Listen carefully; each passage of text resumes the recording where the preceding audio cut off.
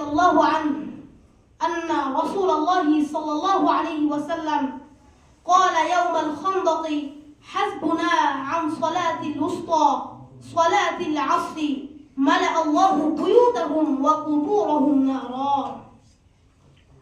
সম্মানিত মুসলিম ইকরাম, আসসালামু আলাইকুম ওয়া রাহমাতুল্লাহ। আজকে আমি ছাত্র মানুষ আপনাদের সামনে কোরআন এবং হাদিস থেকে সালাত সম্পর্কিত কিছু গুরুত্বপূর্ণ আলোচনা করার চেষ্টা করব ইনশাআল্লাহ। ইসলামের মূল যে সমস্ত রকম রয়েছে তার ভিতরে প্রথম রকম হচ্ছে ঈমান আনা। ঈমান আনার পরে আল্লাহ সুবহানাহু ওয়া তাআলা আমাদেরকে যে আদেশটি কোরআন কারিমে দিয়েছেন সেটি হচ্ছে নামাজ আদায় করা। প্রত্যেক মুসলমান নর-নারীর উপর, প্রাপ্তবয়স্ক মুসলমান নর এবং নারীর উপর এই নামাজ আদায় করা ফরজ। আল্লাহ সুবহানাহু ওয়া তাআলা কোরআনুল কারীমের অসংখ্য জায়গায় নামাজ সম্পর্কে বলেছেন। সেখান থেকে আমি কিছু কথা আপনাদের সামনে তুলে ধরার চেষ্টা করব ইনশাআল্লাহ। আল্লাহ সুবহানাহু ওয়া তাআলা সূরাতুল বাকারার 4 থেকে 5 নম্বর আয়াতের ভিতরে বলেছেন, বিসমিল্লাহির রহমানির রহিম আল্লাযীনা ইউমিনুনা বিল গায়বি ওয়া ইউকিমুনাস সালাহ ওয়া মিম্মা রাযাকনাহুম ইউনফিকুন। অর্থ, আল্লাযীনা ইউমিনুনা, যারা ঈমান এনেছে, বিল গায়বি, গায়বের উপর বা অদৃশ্যের উপর বা আল্লাহ সুবহানাহু ওয়া তাআলার উপর, ওয়া ইউকিমুনাস সালাহ, এবং সালাত প্রতিষ্ঠা করেছে, সালাত কায়েম করেছে, ওয়া মিম্মা রাযাকনাহুম ইউনফিকুন, আর আমি তাদেরকে যে হালাল রুজি দিয়েছি তা থেকে ব্যয় করেছে, অর্থাৎ দান সদকা দিয়েছে বা যাকাত দিয়েছে, তাদের জন্য আল্লাহ সুবহানাহু ওয়া তাআলা পুরস্কার রেখেছেন। সে কি, উলাইকা আলা হুদাম মির রাব্বিহিম, মানে তারা তাদের রবের দেখানো সঠিক পথে রয়েছে। ওয়া উলাইকা হুমুল মুফলিহুন, আর প্রকৃতপক্ষে এরাই সফলকাম। সম্মানিত হাজিরিন, এই জন্য আমাদেরকে সালাত আদায় করতে হবে। তারপরে শুধু নামাজ পড়লে হবে না, এটা জামাতের সহিত পড়তে হবে এবং ধীরে সুস্থির সাথে সুন্দরভাবে হক আদায় করে পড়তে হবে।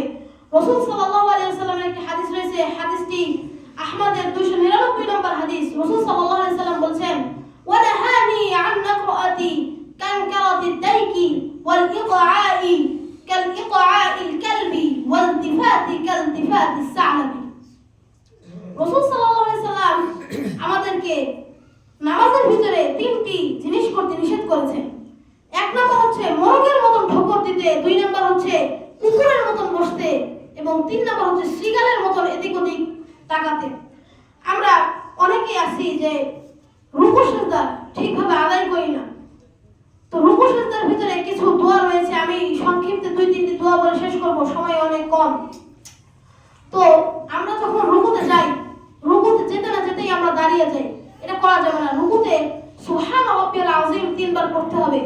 তারপরে রুকু থেকে উঠে সামি আল্লাহু লিমান হামিদা বলে আমরা রুকু থেকে উঠব। তারপরে দাঁড়িয়ে রব্বানা লাকাল হামদ হামদান কাসীরান তাইয়িবান মুবারাকান ফি, এই দোয়াটি পড়ব।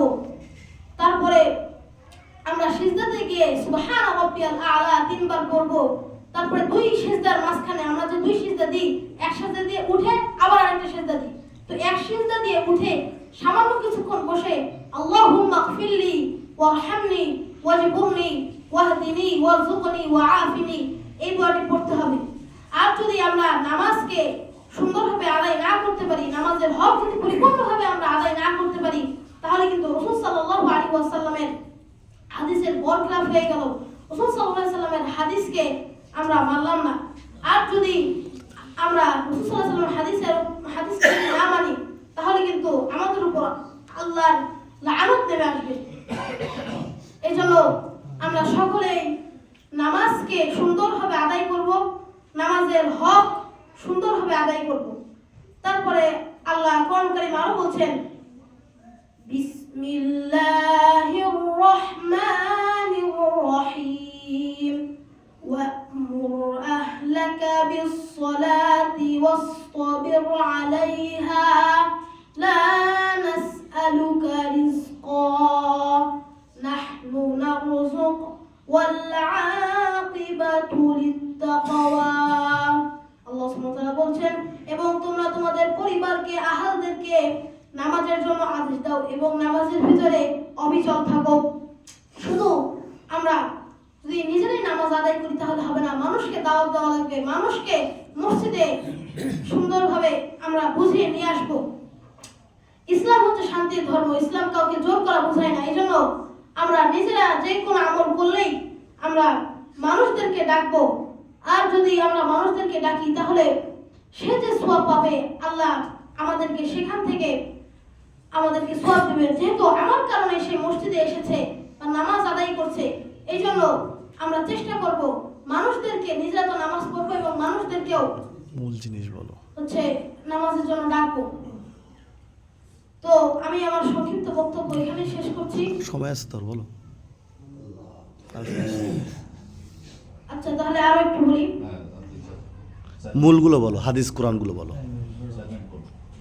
আল্লাহ সুবহানাহু ওয়া তাআলা সূরাতুল বাকারার 45 নম্বর আয়াতে বলেন, ওয়াস্তাঈনু বিস-সাবরি ওয়াস-সালাহ ওয়া ইন্নাহা লাকাবীরাতুন ইল্লা আলাল খাশিঈন। অর্থাৎ ওয়াস্তাঈনু, তোমরা সাহায্য চাও, বিস-সাবরি এবং ধৈর্য ধরো, ওয়াস-সালাতি, সালাতের মাধ্যমে, ওয়া ইন্নাহা লাকাবীরাতুন ইল্লা আলাল খাশিঈন, নিশ্চয় এটা বিনীতগণ ব্যতীত সবার নিকট কঠিন। এজন্য আমাদের যখন কোনো বিপদ আপদ আসবে, আমরা বর্তমানে শুধু বিপদের সময় আমরা আল্লাহকে স্মরণ করি, আল্লাহকে স্মরণ করবো সব সময়, এবং যখন বিপদ আসবে তখন আমরা নামাজের মাধ্যমে আল্লাহর কাছে সব সময় চাইবো। নামাজ এমন একটি মাধ্যম, নামাজের অর্থই হচ্ছে অনুগ্রহ করা, প্রার্থনা করা, আল্লাহর কাছে দোয়া করা, আল্লাহর কাছে কোনো কিছু চাওয়া। নামাজের মাধ্যমে একটা বান্দা তার রবের সবচাইতে কাছে পৌঁছে যায়। এজন্য আমরা যে কোনো বিপদ আপদে আল্লাহর কাছে চাইবো, সব সময় আমরা আল্লাহকে স্মরণ করব, আর বিশেষ করে সালাতের মাধ্যমে, নামাজের মাধ্যমে আমরা আল্লাহর কাছে চাইবো। তো আল্লাহ সুবহানাহু ওয়া তাআলা আমাদের সবাইকে নামাজের মাধ্যমে আল্লাহর কাছে চাওয়ার তৌফিক দান করুক, আমিন। সময় তো শুধু রাসূল সাল্লাল্লাহু আলাইহি ওয়াসাল্লামের একটি হাদিস আছে, ওয়ান আলী রাদিয়াল্লাহু আনহু قال قال رسول الله صلى الله عليه وسلم يوم الخندق حسبنا عن صلاة الوسطى صلاة العصر ملأ الله بيوتهم وقبورهم نارا। এই হাদিসে রাসূল সাল্লাল্লাহু আলাইহি ওয়াসাল্লাম খন্দক যুদ্ধের একটি কথা বলছেন, যে খন্দক যুদ্ধের দিন রাসূল সাল্লাল্লাহু আলাইহি ওয়াসাল্লাম বলেন যে কাফেররা আমাদেরকে আসরের সালাত থেকে বিরত রেখেছে, আল্লাহ তাদেরকে, তাদের কবরকে জাহান্নামের আগুন দ্বারা পরিপূর্ণ করে দিক। আসরের সালাতকে আল্লাহ সুবহানাহু ওয়া তাআলা কোরআন কারীমে বিশেষভাবে গুরুত্ব দিয়ে বলেছেন, হাফিজু আলাস সালাওয়াতি ওয়াস সালাতিল উসতা ওয়া কুমু লিল্লাহি কানিতিন।